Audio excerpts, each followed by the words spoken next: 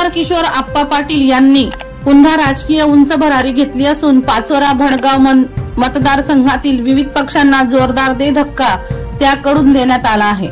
मुंबई येथील वर्षा निवासस्थानी मुख्यमंत्री एकनाथ शिंदे यांच्या हस्ते पाचोरा भडगाव मतदारसंघाचे आमदार किशोरप्पा पाटील यांच्या नेतृत्वात भडगाव येथील लकीचंद पाटील व पाचोरा येथील सुमारे 50 कार्यकर्त्यांनी शिवसेना शिंदे गटात दिनांक 3 जुलै बुधवार रोजी रात्री 11 वाजता जाहीर प्रवेश केला आहे।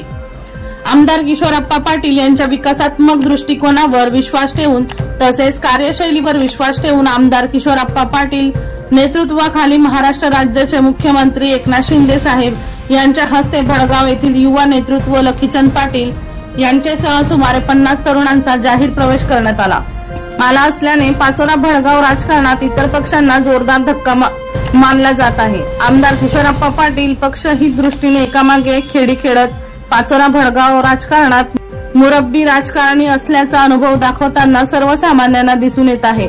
मनीष सोनवणे यांचा रिपोर्ट बुलंद पोलीस टाइम्स भडगाव।